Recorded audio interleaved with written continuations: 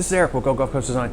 Wanted to go over some of the questions that I've had from subscribers and go into a higher level, a little bit more detail on some of these questions that I've had. Speaking of interest, your interest, things that you like, if you're going into this business, start out with something that you're interested in, whether it be, if you're a sports enthusiast, stay in the sports realm because you have lots of knowledge on it. If you're into woodworking, stay within the wood realm, you have lots of working knowledge. I had extensive knowledge with wood and metals, so I kind of combined them both. So that's where I started, and I built upon that. So as time went on, I got better with glass, I got better with tumblers and things like that, because I didn't really expect to sell the tumblers that I sell. I thought tumblers would be a tumbler here, tumbler there, and I said I had no idea I was going to make as many tumblers as I engrave every week. I had no idea. But that's one of the things that comes up, and just be ready for it. So but stick in your interest, and that way you're a subject matter expert on that particular category when you first start out. So start small and then build upon what you got as you build your knowledge. And this is in no particular order whatsoever. I just jotted these down from memory and after looking at some of my questions on my channel. So one of the things that I've always stressed upon, you don't need to buy the biggest machine. It's not necessary. You can start out with an X tool and make a living, or make good money. I'm not going to say necessarily make a living because I haven't done it with an X tool, but you can make good money with an X tool. I know a guy that's done it, has done it. He has multiple X tools, and he runs them continuously. He does a lot of coasters, and he does tumblers. So that's his little niche that he got into with the X tool. So small investment, and he does it from an apartment. So think about that, as if you're small and just starting out, you can start out with a small diode machine in your apartment and have a side hustle that's making good money. So think about those little things. Focus on quality. Quality is very, very important, and I've spoke about this and I can't say it enough. If there's a subpar tumbler or a subpar glass or a subpar keychain that you've engraved, don't give it to the customer for money. Give it to the customer for free. So, example, and I spoke about this before, do multiple keychains, cups, tumblers, whatever it might be. Every once in a while there'll be one that screws up. It shifts in the rotary, or it shifts when it's in the jig on the machine, or something happens where it's just not perfect. That's fine. Take it, separate it, give it to the customer. As long as it's legible, don't give them a total piece of garbage. But if it's legible, if it's a little skewed, or if it bumped just a little bit, explain, look, this one had this anomaly, I bumped the machine or whatever, but I'm giving it to you. That establishes with that customer that this individual is going to do nothing but high standard, high quality product. He will not, I'm not going to find the bad product. He's going to find the bad product. So the customer is reassured by that I'm not going to allow anything bad to slip through my fingers and give it to that individual, to the customer, for money. Will not happen. I will give it away. We focus on trying to make good money doing this. And I say good money, I'm talking about 50% margins. That's what I shoot for, 50% margin or better. $100 an hour or better, if you can. That doesn't always work out depending on what you're doing. So, having said that part, when you get into bulk orders, for example, if I sell a tumbler for $20 a piece, a 20-ounce tumbler from Polar Camel through JDS Industries for $20 engraved by me, and that same individual a month later wants to buy the same tumblers in bulk, think about this. Would you rather sell them 24 at 15 or 10 at 20? So think about that for just a second. If you could save them substantial amount of money, they're going to keep coming back. So I still make good money at $15 a piece, but doing the 24 versus the 10, that's even more money. and that's what you want. You want the dollar figures to come up. So yeah, it's more run, more product. I get that, but you want to focus on the bigger dollar value, or the bigger number. You want to sell more product. The more product you sell, the more money you're going to make. So reduce your call or your price to the customer just a little bit on bulk orders that are coming back, or even if they're not coming back. If they say, hey, if I buy 24 of them, what can I get? Next on the list is going to be, are you going to make all your product, and or are you going to order your product like through a JDS, engrave it, mark it, etch it, laser it, whatever, and then sell it to a customer? I do a combination. I make a lot of product, and I buy, engrave, and sell a lot of product. So I do a mixture of both. What I'm finding now is as we grow, I'm not having as much time to make the one-off pieces that I used to. So, for example, guest book alternatives. I never heard of a guest book alternative until I got in this business. Guest book alternative basically is what it is. It's a guest book alternative for a wedding. It's a big sign or board that when people show up to your wedding, everybody signs that board, and then they hang it on the wall in their home. Really cool idea. I've made a bunch of them. And I had a request to make one that was round about 1.5 years ago. It seems like everybody wants a round one now, and that's the hardest one to make. So it takes a lot of space, it takes time, because I have to mill up the wood, to glue the wood, and I have to cut the radius out. Typically they're anywhere from 18 to 24 to 36 inch rounds is what I do. That's what I offer, because I can fit a 36 in this machine and engrave it. I can poke out the front and back, not a problem. So utilizing that size, I can get away with it. And by the way, if you had an X tool, you can still do that. You just reset your machine on that. So think about that. So that goes back to not necessarily needing the biggest, giantest, most huge machine or equipment out there. Start out small if you need to. You can do it. You can do it. It's definitely doable. It's definitely. So pictures. Take lots of pictures and videos. Something that I'm going to start messing with here in the near future is green screen. I'm going to get a green screen drop so I can display products and then put a cool background, or I can play with the videos, and it gives it a higher level of look, and it looks more luxury. So that's what we're going for. That's what we're going for. So take lots and lots of pictures of your product, lots and lots of videos of your product. That way you can get them out there, get them to your clients, get them to your customers, and go, oh yeah, I got that, let me show you. And you can send it to them. And keep it on your phone all the time. Don't forget to tell your story. That's very, very important. Tell your story when your customers come in. Talk about why you're doing what you're doing, and the value that you hope to instill. And that story gets passed along, and customers love that stuff.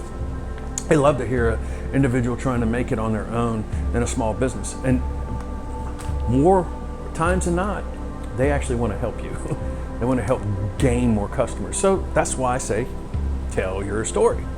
And on that note too, when you tell your story, it's always positive. So if you were in a position where you actually left your job, or you're still in a job, or you're doing it both ways, so you're still working and you're doing a side hustle with your laser engraving or maker space, everything's positive. Oh yeah, I just love this. This is great. This is my hobby. I'm enjoying it, having fun. Positive attitude. It exudes from you, and that's what you want. And then it filters from them to you, and everything plays into one another. So keep your attitude, head held high. You're never talk down on anything or anybody. Never speak of politics. Never speak of religion. Everything's always middle of the road. We don't talk about those things. We do not want to talk about them. None of them. We just want to conduct business and move on about our day. We're going to do it in a professional. We're going to do it in a very positive manner where these folks are going to want to come back, because I don't know who I'm dealing with from day to day. They could be a a doctor, that could be a teacher, that could be a nurse, that could be a person that lives on the street. I don't know. All my customers get treated the same, no matter what. I don't get into what you do or your beliefs or none of that stuff. If you want to bring it up, that's fine, but I don't. I don't talk about it, and I stay neutral. I just stay neutral. So keep that in mind as well. That's very important. So positive attitude always. Innovate. You've got to innovate. You cannot have the same 5, 10, 20, 30 items. You always have to offer new products, new designs, new ways of doing things. People, they get bored really, really fast. So I get a lot of ideas from the customers, believe it or not. Customers will come in with an idea or a vision, and I say on my Facebook posts all the time, I take your vision and I make it a reality. So you take their vision and you can actually spark a really good idea from their vision, your customer's vision. So, and there's been a lot of things that I've done like that. Some of the door hangers that we do have been sparked some really, really cool ideas from us, where we've done multi-layered color door hangers that just have turned out spectacular, and people go crazy for them. So they take a little bit more time, but look, it's all worth it in the end, because the more time, the more money you make. Having said all that, always innovate, always. Very important. And this is probably the key to starting your business. When you start your business, you're going to start with social media. It's going to be one of your keys. It's going to be right there. It's going to be involved with you from day one. And in that social media, you've got to involve friends and family. Not asking them to do any work or anything for you. All you're asking from them is to help support you in tagging. So if you take, and when you first start out, if you say I'm gonna start making tumblers or coasters, and you make a group of slate coasters, and you have these really cool designs you come up with, or you have one design, you give them out. You give one here, one there, one here, one there, one here. You ask them to post about it. And when they post, you tag them, or they tag you. And that gets interest. So instantly, you have involved yourself, or however many people are following them, they just saw what you did. So if they have 100 followers, or 1,000 followers, or 10,000 followers, they're gonna see it. So that is very key. And as you get rolling, you invite people to like, you invite people to join, and you start to grow. And the more you grow, the business starts to grow with it. And you're gonna only need the friends and family help for the first month or two, and you're gonna see it start to bubble up. So close friends and family, very key to the operation of getting the ball rolling. I have a friend of mine that just started a tractor service, and he's utilizing the same tools that I'm using here, but he's using it in his tractor service, and it has taken off like wildfire.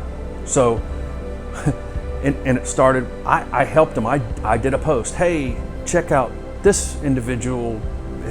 I'm not gonna get into the name or anything like that, but check him out. And then before you know it, he was getting calls for his tractor service business. He's a retired guy, and he's looking for side work just to keep him busy.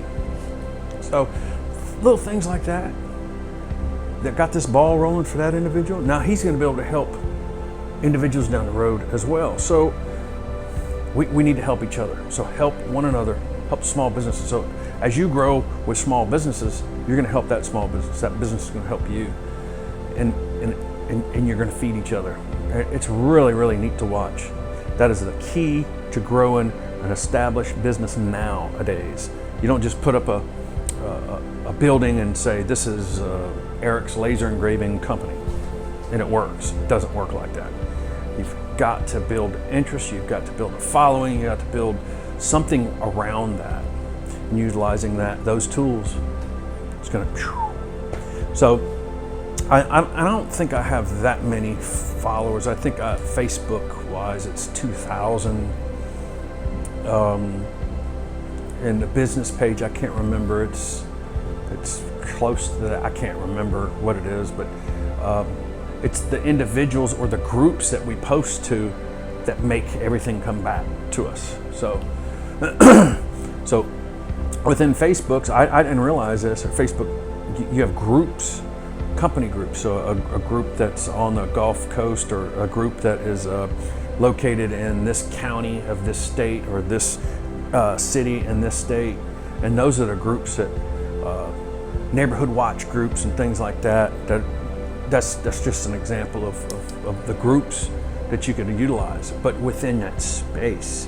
So realtors, any realtor, I'll follow that realty group, and they typically follow me because they see the products that we have to offer.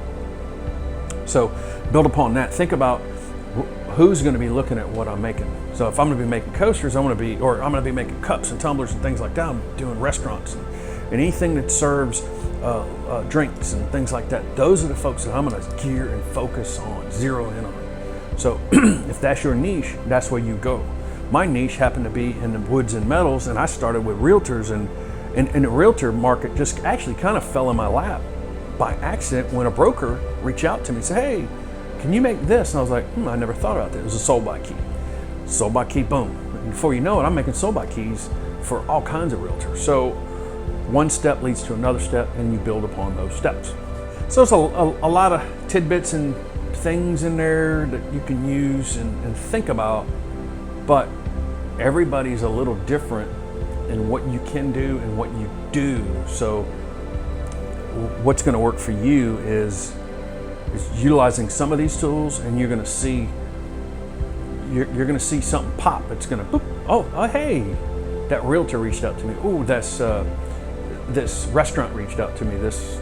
And then you're going to know, okay, I can have an established relationship with this restaurant. How about this other restaurant, or how about this other realtor, or this other broker? So that's how you build upon your success within utilizing businesses and other businesses around you. So don't forget to like and subscribe and thumbs up and all that good stuff. I'm not monetized yet. I'd love to be. And if you can help me get there, that'd be fantastic. Just a small business doing small things, and I'm just trying to help as many people as I can.